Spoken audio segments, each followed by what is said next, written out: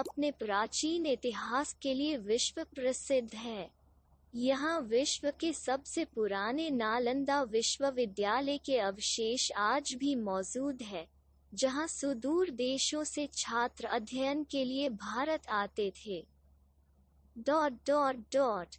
विश्व के प्राचीनतम विश्वविद्यालय के अवशेषों को अपने आंचल में समेटे नालंदा बिहार का एक प्रमुख पर्यटन स्थल है। गौरवशाली इतिहास। प्राचीन नालंदा विश्वविद्यालय की स्थापना गुप्त काल के दौरान 5वीं सदी में हुई थी, लेकिन 1193 में आक्रमण के बाद इसे नेस्तनाबूद कर दिया था। भारत में ही दुनिया का पहला विश्वविद्यालय खुला था, जिसे नालंदा विश्वविद्यालय के नाम से जाना जाता है। तुर्की शासक बख्तियार खिलजी ने नालंदा विश्वविद्यालय में आग लगवा दी थी। कहा जाता है कि विश्वविद्यालय में इतनी पुस्तकें थीं कि पूरे 3 महीने तक यहाँ के पुस्तकालय में आग धधकती रही। उसने अनेक धर्माचार्य और बौद्ध भिक्षु मार डाले। इसके अलावा इसके आसपास में भी घूमने के लिए बहुत से पर्यटक स्थल हैं। राजगीर, पावापुरी, गया तथा बोध गया यहाँ के नजदीकी पर्यटन स्थल हैं। नालंदा प्राचीन काल का सबसे बड़ा अध्ययन केंद्र था तथा इसकी स्थापना 5वीं शताब्दी ईस्वी में हुई थी। दुनिया के इस सबसे प्राचीन विश्वविद्यालय के अवशेष बोध गया से 62 किलोमीटर दूर एवं पटना से 90 किलोमीटर दक्षिण में स्थित हैं। माना जाता है कि बुद्ध कई बार यहाँ आए थे। यही वजह है कि 5वीं से 12वीं शताब्दी में इसे बौद्ध शिक्षा के केंद्र के रूप में भी जाना जाता था। दुनिया के इस पहले आवासीय अंतर्राष्ट्रीय विश्वविद्यालय में दुनिया भर से आए 10,000 छात्र रहकर शिक्षा लेते थे तथा 2,000 शिक्षक उन्हें दीक्षित करते थे। यहाँ आने वाले छात्रों में बौद्ध यतियों की संख्या ज्यादा थी। प्राचीन विश्वविद्यालय के अवशेषों का परिसर 14 हेक्टेयर क्षेत्र में इस विश्वविद्यालय के अवशेष मिले हैं। खुदाई में मिले सभी इमारतों का निर्माण लाल पत्थर से किया गया था। यह परिसर दक्षिण से उत्तर की ओर बना हुआ है। वैदिक शिक्षा के अत्यधिक औपचारिक तरीकों ने टैक्सला, नालंदा और विक्रमाशिला जैसे बड़े शिक्षण संस्थानों की स्थापना को प्रेरित करने में मदद की, जिन्हें अक्सर भारत के शुरुआती विश्वविद्यालयों के रूप में चिन्हित किया जाता है। नालंदा 5वीं और 6ठी शताब्दी में गुप्त साम्राज्य के संरक्षण के तहत और बाद में कन्नौज के सम्राट हर्ष के अधीन विकसित हुए। गुप्त युग से विरासत में मिली उदार सांस्कृतिक परंपराओं के परिणामस्वरूप 9वीं शताब्दी तक विकास और समृद्धि की अवधि हुई। बाद की शताब्दियों में धीरे धीरे गिरावट का समय था। एक अवधि जिसके दौरान बौद्ध धर्म के तांत्रिक विकास पूर्वी साम्राज्य में पाला साम्राज्य के तहत सबसे अधिक स्पष्ट हो गए थे। नालंदा भारत के बिहार प्रांत का एक जिला है जिसका मुख्यालय बिहार शरीफ है। नालंदा अपने प्राचीन इतिहास के लिए विश्व प्रसिद्ध है। यहाँ विश्व के सबसे पुराने नालंदा विश्वविद्यालय के अवशेष आज भी मौजूद है, जहाँ सुदूर देशों से छात्र अध्ययन के लिए भारत आते थे। बुद्ध और महावीर कई बार नालंदा में ठहरे थे। माना जाता है कि महावीर ने मोक्ष की प्राप्ति पावापुरी में की थी, जो नालंदा में स्थित है। बुद्ध के प्रमुख छात्रों में से एक शारिपुत्र का जन्म नालंदा में हुआ था। नालंदा पूर्व में अस्थामा तक, पश्चिम में तेल्हारा तक, दक्षिण में गिरियक तक, उत्तर में हरनौत तक फैला है। विश्व के प्राचीनतम विश्वविद्यालय के अवशेषों को अपने आंचल में समेटे नालंदा बिहार का एक प्रमुख पर्यटन स्थल है। यहाँ पर्यटक विश्वविद्यालय के अवशेष, संग्रहालय, नव नालंदा महाविहार तथा हवेनसांग मेमोरियल हॉल देख सकते हैं। इसके अलावा इसके आसपास में भी घूमने के लिए बहुत से पर्यटक स्थल है। राजगीर, पावापुरी, गया तथा बोध गया यहाँ के नजदीकी पर्यटन स्थल हैं। प्रसिद्ध चीनी यात्री हवेनसांग ने 7वीं शताब्दी में यहाँ जीवन का महत्वपूर्ण 1 वर्ष एक विद्यार्थी और एक शिक्षक के रूप में व्यतीत किया था।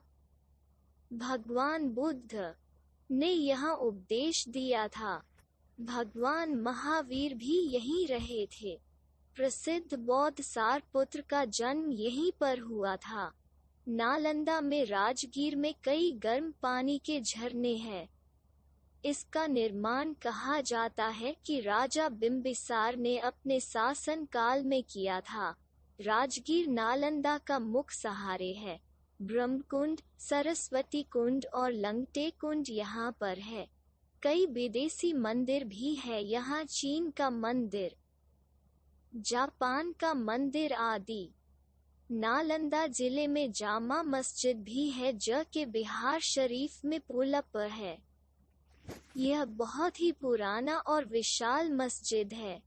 प्रमुख आकर्षण नालंदा प्राचीन काल का सबसे बड़ा अध्ययन केंद्र था तथा इसकी स्थापना 5वीं शताब्दी ईस्वी में हुई थी। दुनिया के इस सबसे प्राचीन विश्वविद्यालय के अवशेष बोध गया से 62 किलोमीटर दूर एवं पटना से 90 किलोमीटर दक्षिण में स्थित हैं। माना जाता है कि बुद्ध कई बार यहाँ आए थे। यही वजह है 5वीं से 12वीं शताब्दी में इसे बौद्ध शिक्षा के केंद्र के रूप में भी जाना जाता था। 7वीं शताब्दी ईस्वी में हवेनसांग भी यहाँ अध्ययन के लिए आया था तथा उसने यहाँ की अध्ययन प्रणाली, अभ्यास और मठवासी जीवन की पवित्रता का उत्कृष्टता से वर्णन किया। उसने प्राचीन काल के इस विश्वविद्यालय के अनूठेपन का वर्णन किया था। दुनिया के इस पहले आवासीय अंतर्राष्ट्रीय विश्वविद्यालय में दुनिया भर से आए 10,000 छात्र रहकर शिक्षा लेते थे तथा 2,000 शिक्षक उन्हें दीक्षित करते थे। यहाँ आने वाले छात्रों में बौद्ध यतियों की संख्या ज्यादा थी। गुप्त राजवंश ने प्राचीन कुषाण वास्तुशैली से निर्मित इन मठों का संरक्षण किया। यह किसी आंगन के चारों ओर लगे कक्षों की पंक्तियों के समान दिखाई देते हैं। सम्राट अशोक तथा हर्षवर्धन ने यहाँ सबसे ज्यादा मठों, विहार तथा मंदिरों का निर्माण करवाया था। हाल ही में विस्तृत खुदाई यहाँ संरचनाओं का पता लगाया गया।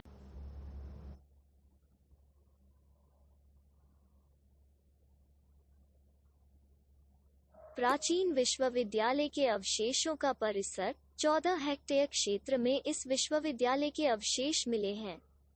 खुदाई में मिले सभी इमारतों का निर्माण लाल पत्थर से किया गया था। यह परिसर दक्षिण से उत्तर की ओर बना हुआ है। मठ या विहार इस परिसर के पूर्व दिशा में स्थित थे, जबकि मंदिर या चैत्य पश्चिम दिशा में। इस परिसर की सबसे मुख्य इमारत विहार एक थी। वर्तमान समय में भी यहाँ 2 मंजिला इमारत मौजूद है। यह इमारत परिसर के मुख्य आंगन के समीप बना हुई है। संभवतः यहाँ ही शिक्षक अपने छात्रों को संबोधित किया करते थे। इस विहार में एक छोटा सा प्रार्थनालय भी अभी सुरक्षित अवस्था में बचा हुआ है। इस प्रार्थनालय में भगवान बुद्ध की प्रतिमा स्थापित है। यह प्रतिमा भग्न अवस्था में है। यहाँ स्थित मंदिर नंबर 3 इस परिसर का सबसे बड़ा मंदिर है। इस मंदिर से समूचे क्षेत्र का विहंगम दृश्य देखा जा सकता है। यह मंदिर कई छोटे बड़े स्तूपों से घिरा हुआ है। इन सभी स्तूपों में भगवान बुद्ध की मूर्तियां बनी हुई है। ये मूर्तियां विभिन्न मुद्राओं में बनी हुई है। नालंदा पुरातत्वीय संग्रहालय विश्वविद्यालय परिसर के विपरीत छोटा सा पुरातत्वीय संग्रहालय बना हुआ है। इस संग्रहालय में खुदाई से प्राप्त अवशेषों को रखा गया है। इसमें भगवान बुद्ध की विभिन्न प्रकार की मूर्तियों का अच्छा संग्रह है। साथ ही बुद्ध की टेराकोटा मूर्तियां और प्रथम शताब्दी का 2 जार भी इस संग्रहालय में रखा हुआ है। इसके अलावा इस संग्रहालय में तांबे की प्लेट, पत्थर पर खुदा अभिलेख, सिक्के, बर्तन तथा 12वीं सदी के चावल के जले हुए दाने रखे हुए हैं। खुलने का समय सुबह 10 बजे से शाम 7 बजे तक, शुक्रवार को बंद। नव नालंदा महाविहार यह एक शिक्षा संस्थान है। इसमें पाली साहित्य तथा बौद्ध धर्म की पढ़ाई तथा अनुसंधान होता है। यह एक नया संस्थान है।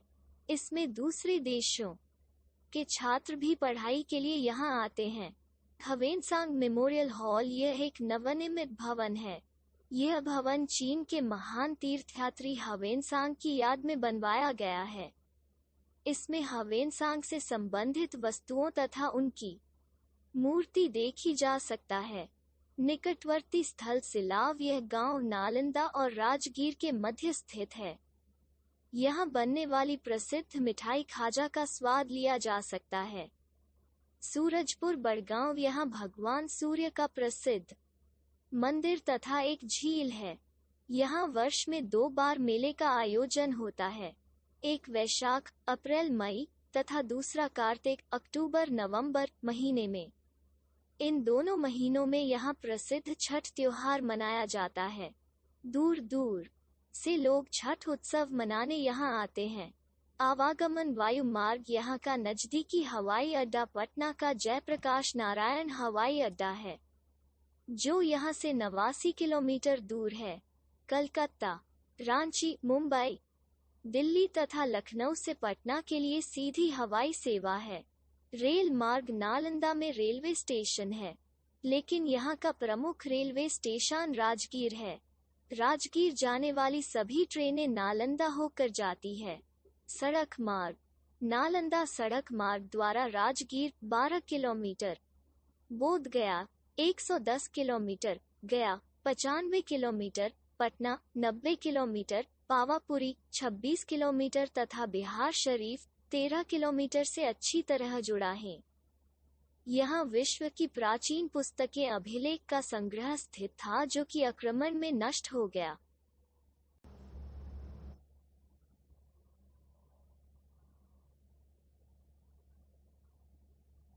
प्राचीन विश्वविद्यालय के अवशेषों का परिसर 14 हेक्टेयर क्षेत्र में इस विश्वविद्यालय के अवशेष मिले हैं।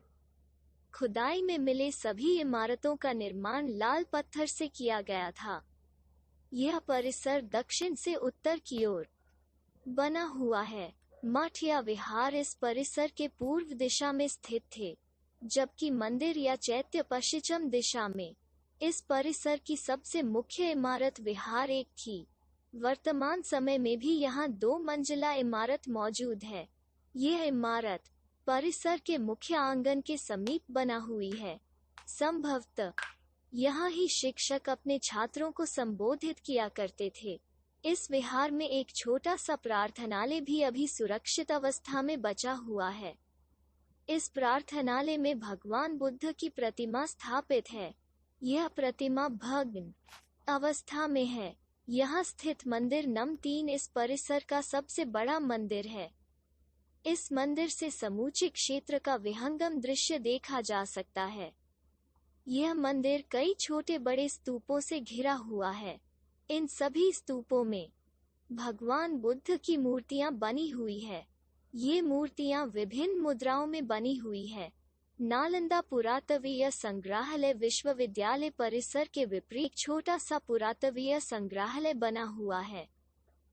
इस संग्रहालय में खुदाई से प्राप्त अवशेषों को रखा गया है। इसमें भगवान बुद्ध की विभिन्न प्रकार की मूर्तियों का अच्छा संग्रह है। साथ ही बुद्ध की टेराकोटा मूर्तियां और प्रथम शताब्दी का 2 जार भी इस संग्रहालय में रखा हुआ है। इसके अलावा इस संग्रहालय में तांबे की प्लेट, पत्थर पर खुदा अभिलेख, सिक्के, बर्तन तथा 12वीं सदी के चावल के जले हुए दाने रखे हुए हैं। खुलने का समय सुबह 10 बजे से शाम 7 बजे तक, शुक्रवार को बंद। नव नालंदा महाविहार यह एक शिक्षा संस्थान है। इसमें पाली साहित्य तथा बौद्ध धर्म की पढ़ाई तथा अनुसंधान होता है। यह एक नया संस्थान है। इसमें दूसरे देशों के छात्र भी पढ़ाई के लिए यहाँ आते हैं। ह्वेनसांग मेमोरियल हॉल यह एक नवनिर्मित भवन है। यह भवन चीन के महान तीर्थयात्री ह्वेनसांग की याद में बनवाया गया है। इसमें ह्वेनसांग से संबंधित वस्तुओं तथा उनकी मूर्ति देखी जा सकता है। निकटवर्ती स्थल सिलाव यह गांव नालंदा और राजगीर के मध्य स्थित है। यहाँ बनने वाली प्रसिद्ध मिठाई खाजा का स्वाद लिया जा सकता है। सूरजपुर बड़गांव यहाँ भगवान सूर्य का प्रसिद्ध मंदिर तथा एक झील है। यहाँ वर्ष में 2 बार मेले का आयोजन होता है, एक वैशाख अप्रैल मई तथा दूसरा कार्तिक अक्टूबर नवंबर महीने में। इन दोनों महीनों में यहाँ प्रसिद्ध छठ त्योहार मनाया जाता है।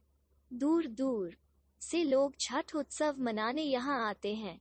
आवागमन वायु मार्ग यहाँ का नजदीकी हवाई अड्डा पटना का जयप्रकाश नारायण हवाई अड्डा है, जो यहाँ से 89 किलोमीटर दूर है। कलकत्ता, रांची, मुंबई, दिल्ली तथा लखनऊ से पटना के लिए सीधी हवाई सेवा है।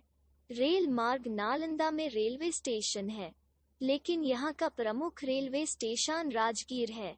राजगीर जाने वाली सभी ट्रेनें नालंदा होकर जाती है।